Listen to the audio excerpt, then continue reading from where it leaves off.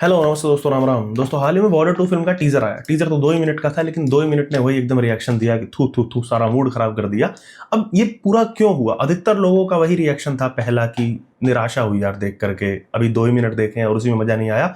ये सब क्यों हो रहा है कि अत्यधिक वीएफएक्स का प्रयोग और एक्सप्रेशंस अभी तक जितने 2 मिनट में हमें दिखे, भाव भावनाएं सब कुछ लगभग जीरो थी। एक भी पात्र के चेहरे पे कोई एक्सप्रेशन नहीं। सनी देओल जैसे पात्र के चेहरे पर कोई एक्सप्रेशन नहीं थे, वही बस चिल्लाया जा रहा है उन्हें। इस वीडियो में इस पे बात करेंगे कि ऐसा क्यों हो रहा है। बॉर्डर जैसी फिल्म जो एक तरीके से कल्ट बन गई थी, और जैसा कि मैंने थंबनेल में भी लिखा, एक तरीके से मास्टरपीस थी वो।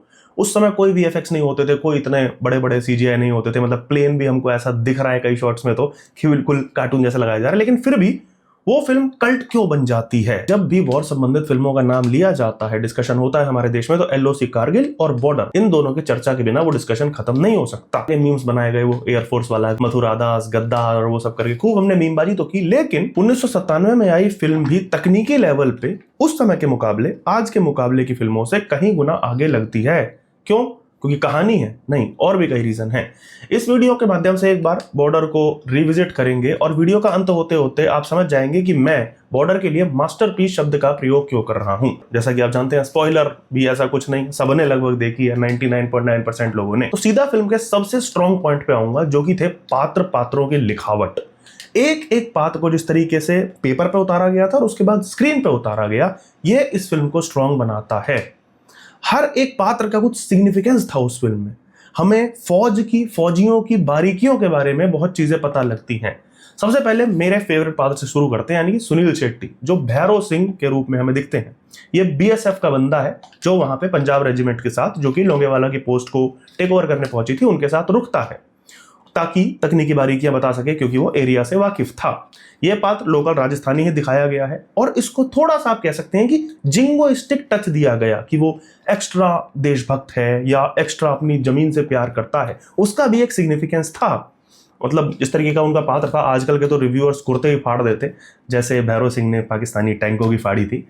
लेकिन जोक सपाट, उनके जिंगोइस्टिक होने का एक कारण था वो बलिदानी एटीट्यूड जो दिखाया गया है। फिल्म का इंट्रो जिस तरीके से उसका होता है, रेत में लेटा हुआ है, उससे पूछा जा रहा है कि आप इतनी आसानी से कैसे सो जाते हो, ये धरती मेरी माँ है और माँ रेत की चादर उड़ा देती है। आजकल के वो रिव्यूअर जिनकी मैं बात कर रहा हूँ, वो इसको जिंगोइस्टिक कह सकते हैं, लेकिन ये भी सच है कि इस तरीके के लोग फौज में और आम जीवन में दोनों जगह ही एग्जिस्ट करते हैं। साथ ही फिल्म में एक जगह सीक्वेंस भी आता है जहां पे शेट्टी अन्ना का वो जिंगोइस्टिक किरदार जो था वो जरूरी था। इस तरीके का पात्र वो लिखा गया कि उसे अपनी धरती से उस लेवल की मोहब्बत है, उस लेवल का प्यार है कि वो अगर फौजी ना भी होता तो भी वो मर मिटने को या बलिदान होने को तैयार था। सो टेक्निकली फिल्म में he was not serving the Indian army, he was literally serving his Motherland. ये हो गया सुनील शेट्टी का पात्र। इसके बाद चलते हैं अगले पात्र की ओर, अक्षय खन्ना का। धर्मवीर का रोल जिन्होंने निभाया है, जैसे कि भैरव सिंह अपनी मदरलैंड को सर्व कर रहा था, वो फौजी होता ना होता कोई फर्क नहीं पड़ता, वहीं अक्षय खन्ना का जो पात्र है वो यहाँ पे प्रॉपर ड्यूटी करने आया है। क्योंकि उसकी कहानी हमें पुरानी जब पता चलती है कि वो एक बलिदानी पिता द्वारा यहाँ भेजा गया है। उसके पिता भी फौज में थे, वो बलिदान हो गए थे, उन्होंने कसम देकर उसे यहाँ भेजा। यानी कि उस पात्र का आर्मी ज्वाइन करना अपनी चॉइस नहीं थी, उसे एक तरीके से मजबूरन वहां आना पड़ा। शायद वो फौजी बनना ही नहीं चाहता था। वो ये तक मानता है कि फौज, भारतीय फौज, उसके पिता की मौत की जिम्मेदार है। थोड़ा सा फ्रस्ट्रेटेड भी है पिता की मौत को लेके।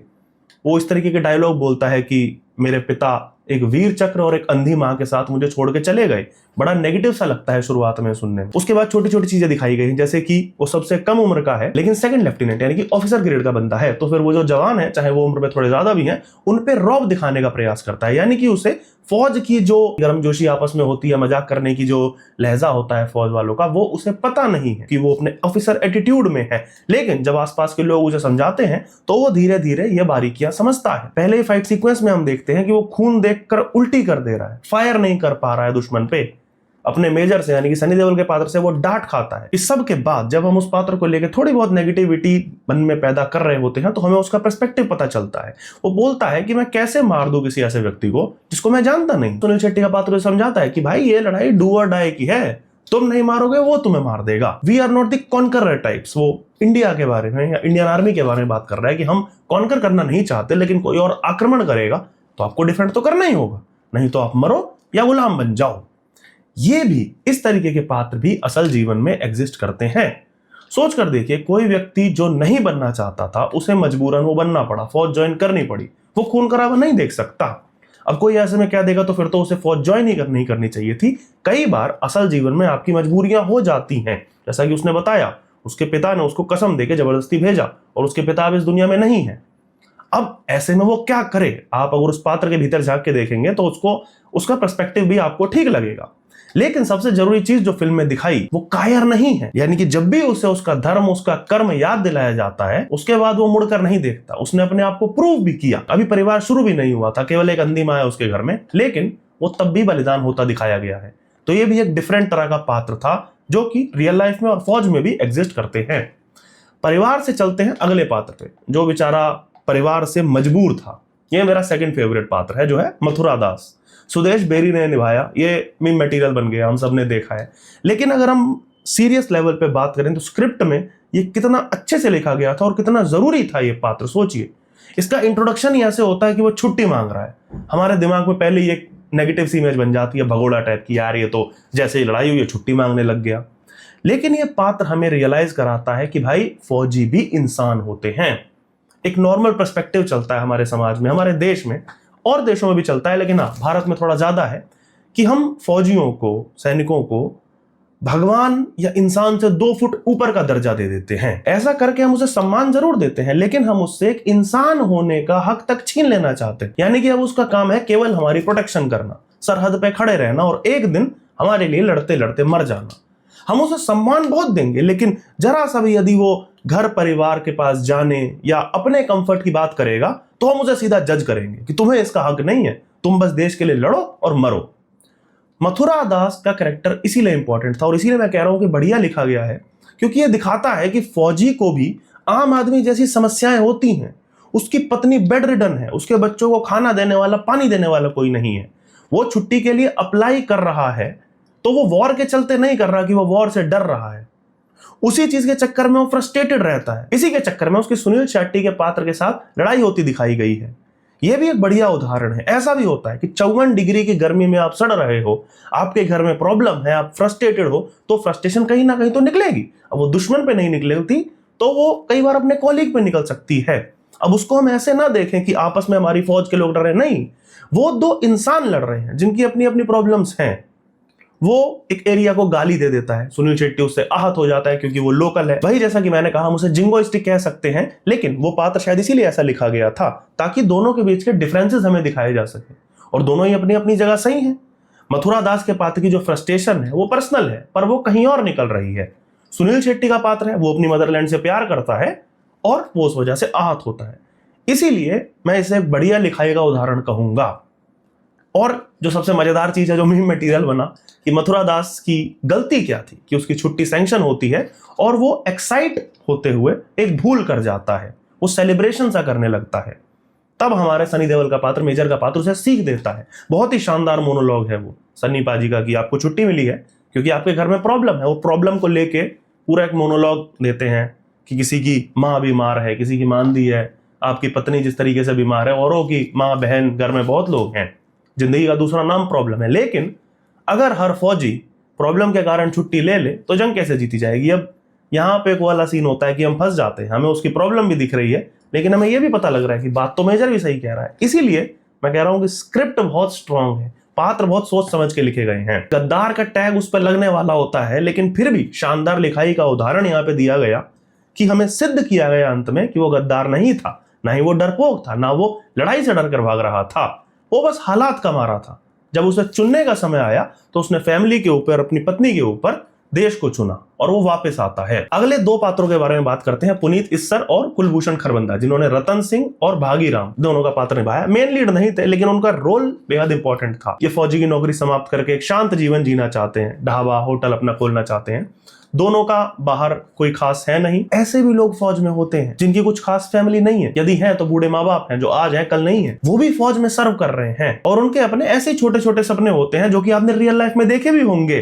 फौजी दा ढाबा, पहलवान दा ढाबा, इस तरीके के हमें फौजी लोग बाद में रेस्टोरेंट चलाते हुए, ढाबे चलाते हुए नॉर्मली मिल जाते हैं, छोटे मोटे बिजनेसेस चलाते हुए। लेकिन वॉर के लिए जैसा कहा जाता है कि वॉर छोटी मोटी चीज तो होती नहीं, हम सिविलियंस को लगती है, लेकिन असल में वो बहुत कुछ खा जाती है। जब लास्ट में हमें पुनीत इस्सर के पात्र की डेड बॉडी दिखती है तो सबके अंदर एक टूट सा जाता है कोई। अगला पात्र जैकी श्रॉफ का, वो अलग थे, एयरफोर्स के अफसर बने हैं, स्क्रीन टाइम कम है उनका, लेकिन वो जो उनका एक एटीट्यूड दिखाया गया है अफसर वाला, वो बहुत मजेदार। साथ ही उसका पात्र डाला ही शायद इसलिए गया था उसे एक डायलॉग के लिए जिसका बहुत बड़ा सिग्निफिकेंस था कि हम ही हम हैं तो क्या हम हैं, तुम ही तुम हो तो क्या तुम हो। ये बहुत इंपॉर्टेंट चीज थी। और एक बार और लेखन का मास्टरपीस कि आपस में फौजी फनी वे में भले ही इसमें लड़ लेते हो कि कौन बेटर है, एयरफोर्स ज्यादा इंपॉर्टेंट है, आर्मी ज्यादा इंपॉर्टेंट है, ये वो, लेकिन ये फिल्म अंत आते आते हमें बताती है कि दोनों ही एक दूसरे के बिना कुछ नहीं कर सकते। दोनों की वैल्यू हमें अंत में पता लगती है।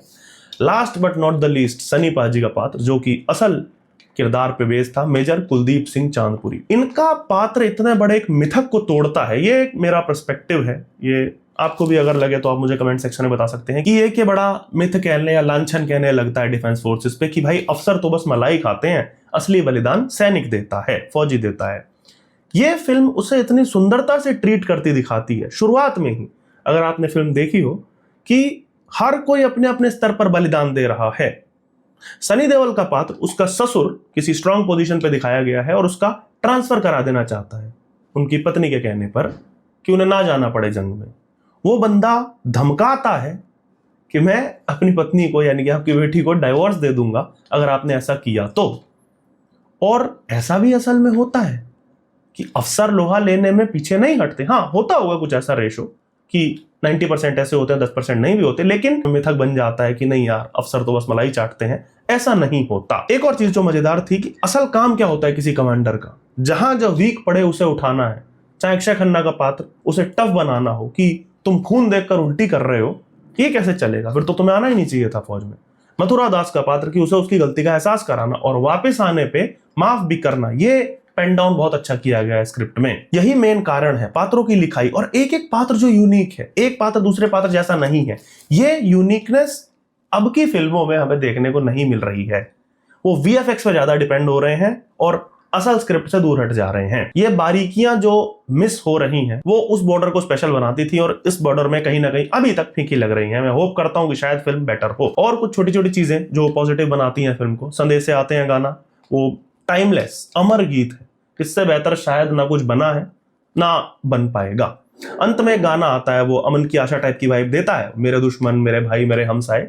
लेकिन मैं उस गाने के बारे में जब सोच रहा था, मैं कहा हाँ इन्होंने किया तो है, थोड़ा सा प्रोपेगेंडा डाल दो कि पाकिस्तान से भी प्रेम। लेकिन जब मैंने वो गाना 1997 के पर्सपेक्टिव से सुना कि उस समय जब ये गाना लिखा गया है तब के समय के हिसाब से, तो गाना ठीक लगता है, समझ भी आते हैं बोल, क्योंकि तब पाकिस्तान भी वो फुल थ्रॉटल मोड में नहीं आया था। अटल बिहारी सरकार तक बहुत प्रयास किए गए कि सही रास्ते पे आ जाएं, तमीज से रह लें, लेकिन नहीं, वो नहीं माने। 2000 का दशक आते आते तो बिल्कुल ही पगला गए, प्लेन हाईजैक, पार्लियामेंट पे अटैक, उसके बाद तो फिर जड़ी लग गई थी बम धमाकों की, फिर 26/11, जिसके बाद अब दोस्ती की बात करना भी फ्रस्ट्रेटिंग सा लगता है। लेकिन 1997 के हिसाब से अगर हम सोचें तो बहुत प्रॉपरली वो गाना लिखा गया था और बहुत सोच समझ के बनाया गया था। और एक दो स्पेशल चीजें हैं फिल्म में। स्टार्ट में बीएसएफ की टुकड़ी जब पोस्ट छोड़ के जा रही होती है और वो देखते हैं कि रेजिमेंट संभालने आई है, तो वो पंजाब रेजिमेंट थी। तो एक सैनिक सुनील शेट्टी के पात्र से कान में बोलता है कि आप इनसे कहिएगा कि मंदिर में रोज दिया जलाएं। वहां पे मंदिर था छोटा सा, क्योंकि आप उसका पर्सपेक्टिव सोच के देखिए, भाई वो एक फौजी है, वो कितना होगा, 12वीं पास होगा, तो वो उतना दिमाग से उतना नहीं सोच पाया। उसको लगा कि यार ये तो पंजाब रेजिमेंट है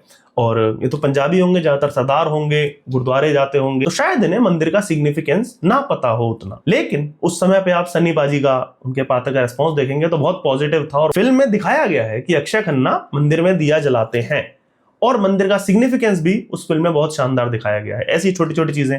एक और था, रेडियो पर बीच में, फिल्म के बीच में ही रेडियो पर इंदिरा गांधी की न्यूज आती है कि इंदिरा गांधी एक चेतावनी सी दे रही हैं वेस्टर्न देशों को कि स्वयं को रंग के आधार पर श्रेष्ठ मानने वाले, खुद को प्योर रेस मानने वाले 3-4 हजार किलोमीटर दूर बसे राष्ट्र भारत को ऑर्डर्स ना दें, हम अपने लेवल पे करेंगे जो करेंगे। ये सटल मीनिंग, क्योंकि उस समय था भी इंदिरा गांधी आयरन लेडी की तरह उभरी थी 1971 वॉर की अगर हम बात करें, तो वो एक सटल मैसेजिंग बहुत अच्छी सी दिखाई गई है रेडियो से सुनते हुए कि अमेरिका को किस तरीके से आंख दिखाई थी।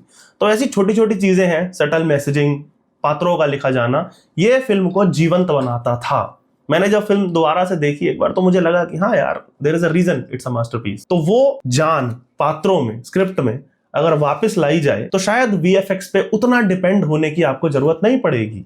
वही है ना कि आप कैटलिस्ट की तरह यूज करें कि नमक स्वाद अनुसार, थोड़ा सा वीएफएक्स, वीएफएक्स के आधार पे फिल्म ना बनाएं और उसमें पात्र पे रोने का प्रयास ना करें, नहीं तो फिर गंद मचेगी, जैसे कि बहुत सारी वॉर फिल्मों में मच रही है। तो दोस्तों मैंने छोटा सा बॉर्डर का रिविजिट शेयर किया क्योंकि बॉर्डर 2 आ रही है, तो मुझे लगा एक बार मेमोरीज ताज़ा कर लेते हैं। वैसे वो दोनों उतनी कनेक्टेड नहीं होंगी, लेकिन अगर आपने फिल्म नहीं देखी है तो जरूर देखिएगा, और अगर देखी है तो भी मैं कहूंगा एक बार दोबारा से देखिएगा, यूट्यूब पे मुफ्त पड़ी है। और वीडियो आपको कैसा लगा कमेंट में अवश्य बताएं, और अच्छा लगा हो तो साझा अवश्य करिएगा।